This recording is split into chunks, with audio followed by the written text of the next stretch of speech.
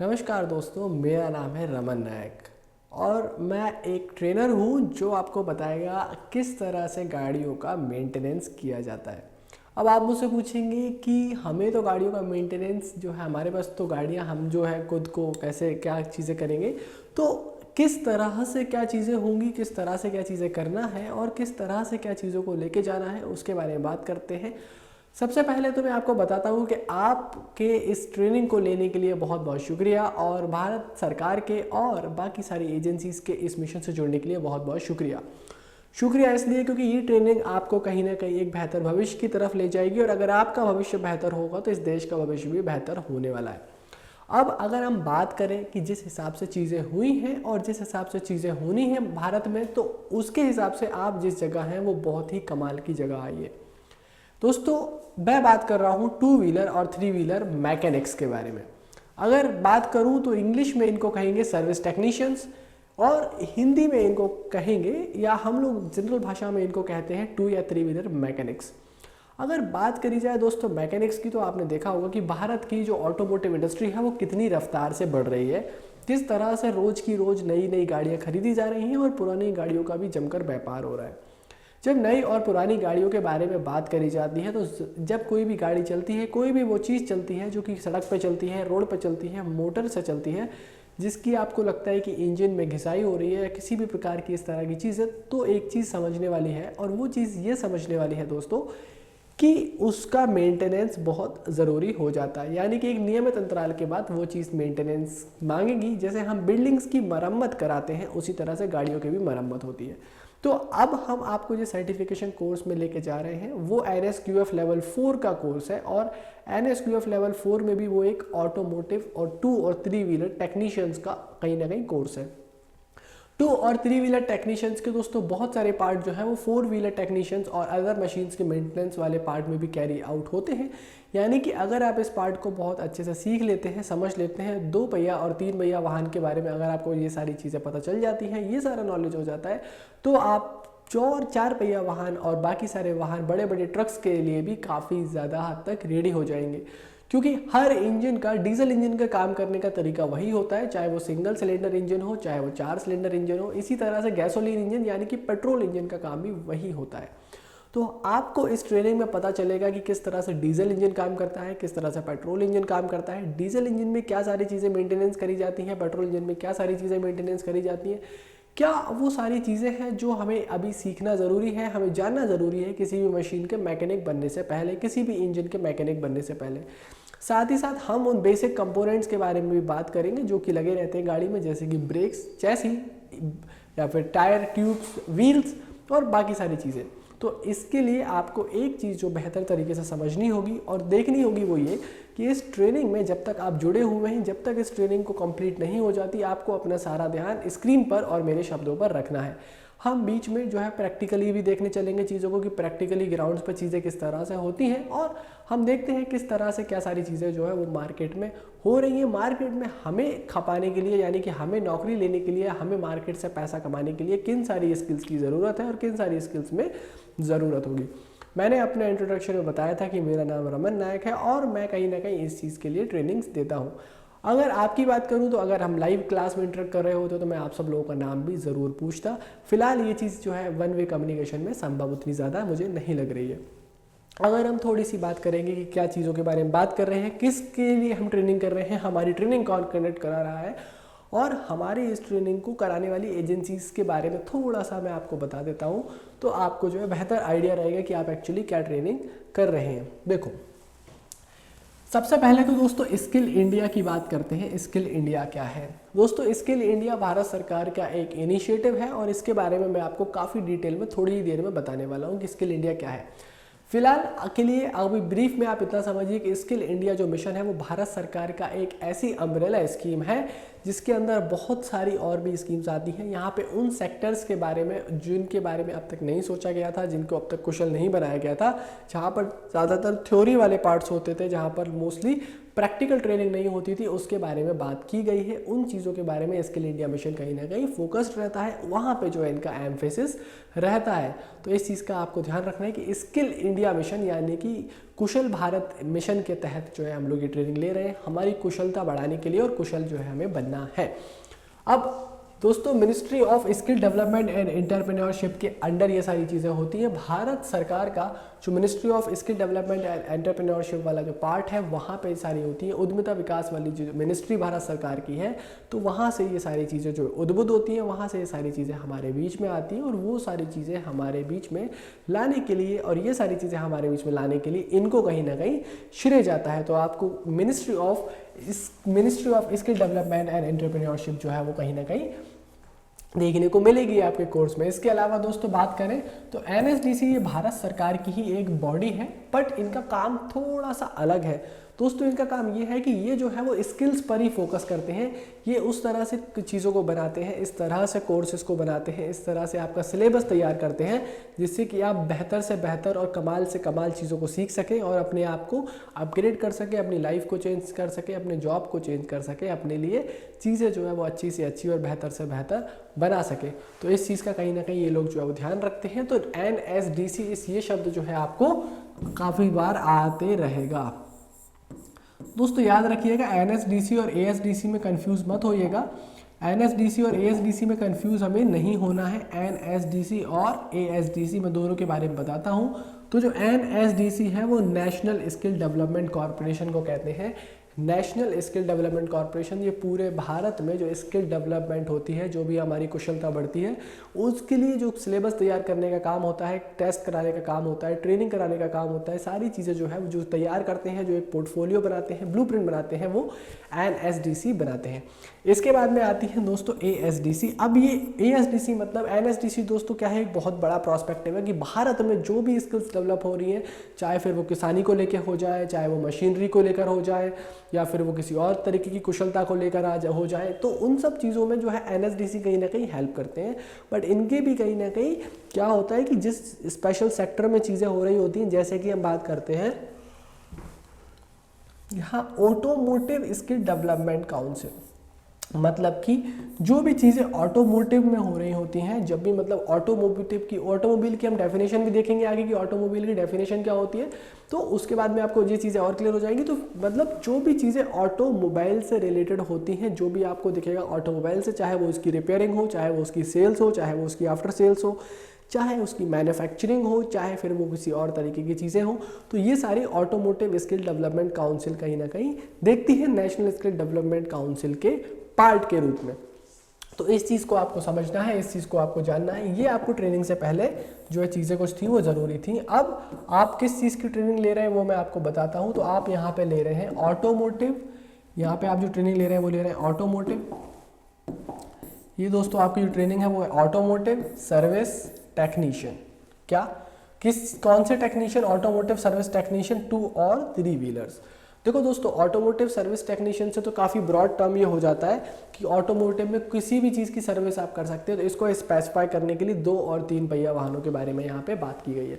देखिए 2 पहिया वाहन क्या होते हैं ये हम आगे देखेंगे, मैं आपको पूरा ब्लूप्रिंट दिखाऊंगा, समझाऊंगा। फिलहाल आपको थोड़े से शॉर्ट में बताता हूँ कि देखिए जो 2 पहिया वाहन होते हैं, जो भी 2 व्हीलर्स होते हैं, तो 2 व्हीलर्स का दोस्तों सीन यहाँ पे ये है कि जिस भी तरह से जब भी आप देखेंगे कि जो 2 पहिया वाहन होते हैं, जो 2 पहिया वाहन होते हैं, वो आपको मार्केट में इजीली दिख जाएंगे। और इनका जो है एक अलग सेगमेंट है। ज़्यादातर जो सुपर बाइक्स की अगर बात छोड़ दें, कम्यूटर सेगमेंट की अगर बात करें, तो यहाँ पे मोस्टली सिंगल सिलेंडर इंजन जो है वो होता है। तो सिंगल सिलेंडर इंजन से जो है क्या होता है कि ये 2 व्हीलर जो है पार्ट बनता है। और इसी तरह से अगर आप ज़्यादातर भारत में आने वाले 3 पहिया वाहनों को देखेंगे तो वहाँ भी सिंगल सिलेंडर इंजन का यूज़ किया जाता है।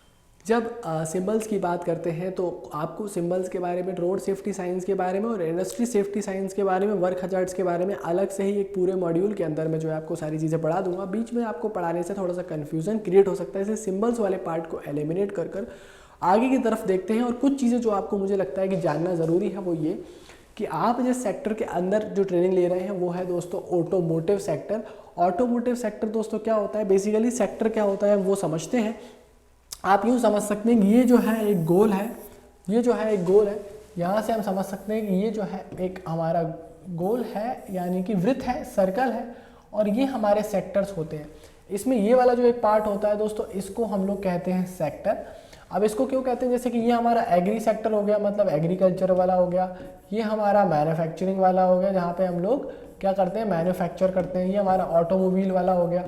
इसी तरह से दोस्तों बहुत सारे और भी सेक्टर्स हो सकते हैं, जैसे कि मान लीजिए हमारा जो है डेयरी वाला फार्म, एग्रीकल्चर से हो जाएगा वो वाले। तो इस तरीके से बहुत सारे जो है हमारे कहीं ना कहीं सेक्टर्स होते हैं, जैसे कि हमारा मैन्युफैक्चरिंग हो गया। रिटेल सेक्टर को आप ले सकते हैं, रिटेल भी हमारा जो है एक सेक्टर है, इसको हम सेल्स में डाल सकते हैं। सेल्स में कोई चीज़ बन गई तो उसको सेल्स भी करना पड़ेगा, तो मैन्युफैक्चर कर सकते हैं, सेल्स कर सकते हैं, ऑटोमोटिव। तो हर एक कैटेगराइज होती है, और इनके अंदर क्या होता है कि जब इसे एग्रीकल्चर है तो एग्रीकल्चर से जुड़ी हुई जो भी एक्टिविटीज़ आएंगी वो एग्रीकल्चर सेक्टर के अंदर आएंगी, ऑटोमोटिव से जुड़ी हुई जो भी एक्टिविटीज़ आएंगी वो ऑटोमोटिव सेक्टर के अंदर आएंगी। इसी तरह से दोस्तों डिफरेंट चीज़ें जो हैं वो डिफरेंट सेक्टर्स के अंदर में आती हैं। अब आपको जो चीज़ जानना ज़रूरी है, आपको जो चीज़ समझना ज़रूरी है वो मैं बताता हूँ। अब बात आती है यहाँ पे सर्विस सब सेक्टर की। तो सब सेक्टर दोस्तों क्या होता है, ऑटोमोटिव व्हीकल की सर्विस। मतलब कि जो ऑटोमोटिव में व्हीकल सर्विस की बात चलती है, तो ऑटोमोटिव में जो व्हीकल सर्विस होती है, जैसे कि ये हमारी ऑटोमोटिव व्हीकल है, ऑटोमोबाइल क्या होता है वो हम आगे जानेंगे। तो इसमें ऑटोमोटिव व्हीकल सर्विस जो हो रही है उस सेक्टर में आप काम कर रहे हैं, मतलब कि ऑटोमोटिव के अंदर, ऑटोमोबाइल के अंदर वो वाला सेक्टर जहाँ पे आप व्हीकल को सर्विस कराते हैं। और ऑक्यूपेशन आपका क्या होने वाला है, टेक्निकल सर्विस रिपेयर। मतलब कि आप टेक्निकली जो है, आप टेक्निकली टेक्नोलॉजी को यूज़ करके, या फिर आप उन सारी टर्मिनोलॉजीज़ को यूज़ कर जो आपको पता है, आपकी नॉलेज को यूज़ कर, आपके एक्सपीरियंस को यूज़ कर आप गाड़ियों को सर्विस करने वाले हैं, उसके बारे में बात चल रही है। और हम क्या कर रहे हैं, और हम यहाँ पे 1411 जो है वो पढ़ रहे हैं, इसके बारे में मैंने आपको बताया था। ऑटोमोटिव सर्विस टेक्नीशियन 2 और 3 पहिया वाहनों के लिए हम बात कर रहे हैं। सिर्फ 4 पहिया वाहन, इसमें से काफ़ी ज़्यादा पार्ट्स उनके कवर होते हैं, बट यहाँ पे हम स्पेसिफिकली जो हमारा मेजर फोकस रहेगा वो हमारा 2 पहिया और 3 पहिया वाहन के ऊपर ही रहने वाला है। तो इस चीज़ को आपको क्या करना है, इस चीज़ को आपको ध्यान देना है कि आप 2 और 3 पहिया वाहनों के बारे में ही हम यहाँ पे बात करने वाले हैं। तो चलिए हम चलते हैं थोड़ा सा आगे की तरफ, और अब मैं आपको बताता हूँ क्या सारे इंसाइट्स यहाँ पे आपको इंडस्ट्री के मिलने वाले हैं। इंडियन ऑटोमोटिव इंडस्ट्री का क्या सीन है और क्या सारी चीज़ें यहाँ पे आती हैं। अब ऑटोमोबाइल सेक्टर के बारे में हमने इतनी सारी चीज़ें डिस्कस की थी, तो थोड़ी सी और ब्रीफिंग है, और यहाँ पे ये सारी चीज़ें मैं आपको बताने वाला हूँ कि वो सारी चीज़ें जो आपको ज़रूरी है जानना इस ट्रेनिंग को लेने से पहले और ट्रेनिंग करने से पहले, और किन चीज़ों का आपको ज्ञान मिलेगा, किन चीज़ों के बारे में आप जान पाएंगे प्रैक्टिकली और थ्योरेटिकली इस ट्रेनिंग के अंदर, उनके बारे में हम बात करते हैं। बट पहले थोड़े से फिगर्स को और हम समझ लेते हैं कि Indian economy, Indian auto industry is one of the largest in the world. क्या Indian auto industry is one of the largest in the world? The industry is expected to contribute 10% to India's GDP. क्या India के GDP में 10% contribution के बारे में होता है। देखो यहाँ पे 2 बातें लिखी, it's not largest, it's one of the largest. मैंने बताया कि 2026 तक जो है कहीं ना कहीं चीज़ें होने वाली हैं, 2026 तक चीज़ें जो है बेहतर होंगी। 2026 तक यानी कि आज से आने वाले 3 से 4 साल के अंदर हम लोग सबसे बड़ी ऑटो इंडस्ट्री बन जाएंगे, सबसे बड़ा। बहुत सारी चीज़ें हैं, कई चीज़ों में भारत नंबर 1 भी है, तो ये सारी चीज़ें हैं।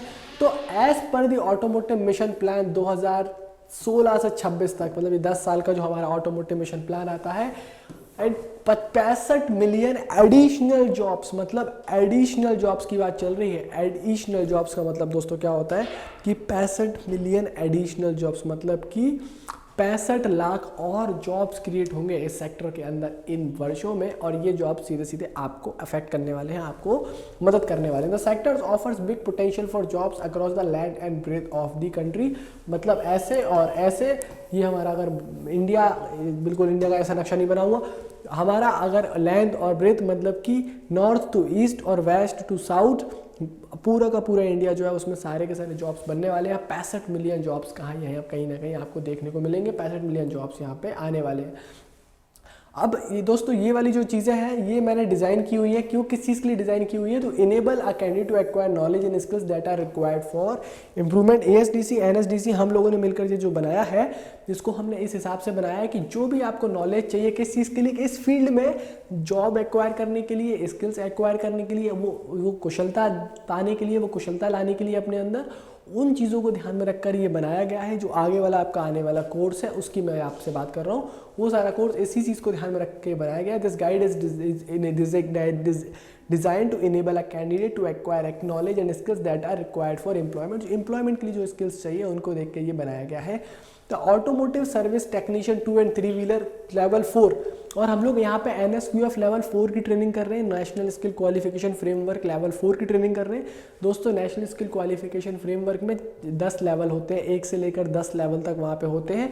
इस तरह से 1 2 3 4 5 होते हैं। ये एक लेवल जो है वो सबसे लोअर लेवल होता है, इसी तरह से 10 लेवल तक ये जाती है। तो आप जो है वो लेवल 2, 3 और 4, तो 4 नंबर की ट्रेनिंग यहाँ पे आप कर रहे हैं। आपकी जो ट्रेनिंग है वो 4th नंबर की है, NSQF लेवल 4 की ट्रेनिंग कर रहे हैं। वो यहाँ पे लिखा हुआ है कि लेवल 4 इंक्लूड्स क्या चीज़ें इस ट्रेनिंग के अंदर आने वाली है, बताता हूँ।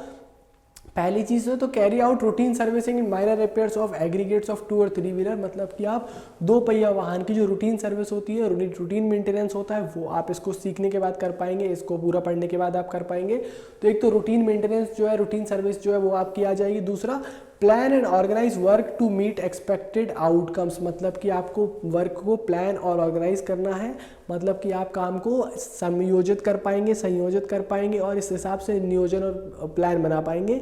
किस हिसाब से प्लान बना पाएंगे? इस हिसाब से कि आप जो भी आपको एक्सपेक्टेड आउटकम्स रहेंगे, जैसे कि हमारा कम्युनिकेशन वाला पार्ट यहाँ पे आता है, बहुत सारी चीज़ें आती हैं, आपको कैसे पहनना है, कैसे आपको काम करना है, कब उठना है, कब जाना है, डिसिप्लिन में क्या रखना है, बातें कैसे करनी है, क्या बातें नहीं करनी है, उन सब चीज़ों के बारे में बात होगी। और work effectively in a team, इसी के साथ में आप टीम के साथ में कैसे काम कर सकते हैं, आपके कलीग्स के साथ में कैसे काम कर सकते हैं। आप अकेले अगर कई बार आपने खुद की एक रिपेयर शॉप खोल ली हुई है तो उसको आप कैसे चला सकते हैं, उसमें आपको अपने टीममेट्स के साथ में किस तरह से व्यवहार करना है उसके बारे में बात आएगी। और यहाँ पे आएगा कि maintain a healthy safe and secure working environment, मतलब कि एक सेफ सिक्योर वर्किंग इन्वायरमेंट आप कैसे लगे, जैसे कि आप खुद को चोट ना पहुंचे, आपके आसपास चोट ना पहुंचे, कोई हजार्ड ना हो। तो ये देखना है कि आपको ये लेवल 4 की ट्रेनिंग के बाद में एक सिक्योर सेफ वर्किंग और हेल्दी इन्वायरमेंट के बारे में यहाँ पे बात चलेगी।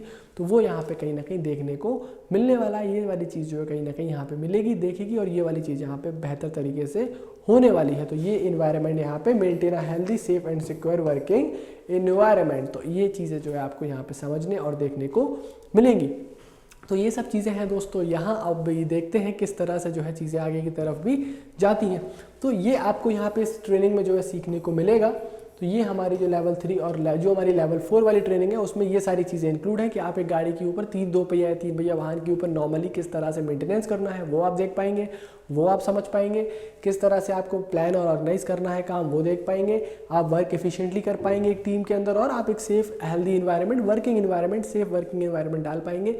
ये सारी जो चीज़ें हैं वो यहाँ पे कहीं ना कहीं आपको इस ट्रेनिंग के अंदर में मिलने वाली हैं। तो ये जो दोस्तों पार्ट था जिसके आपको पता होना चाहिए कि हम जो ट्रेनिंग ले रहे हैं तो ट्रेनिंग में आगे आने वाली चीज़ों में क्या सारी चीज़ें शामिल है। और आपको ट्रेनिंग कंप्लीट करने के बाद एक सर्टिफिकेट भी इशू किया जाएगा जिसकी जो कि एक पर्टिकुलर टाइम तक वैलिड रहता है, जिसके आधार पे आप कहीं बहुत सारी जगह जो है नौकरी के लिए अप्लाई कर सकते हैं। और बेहतर से बेहतर ये हो सकता है कि आपका खुद का भी कहीं ना कहीं रिपेयरिंग शॉप, रिपेयरिंग गैराज आप खोल सकते हैं।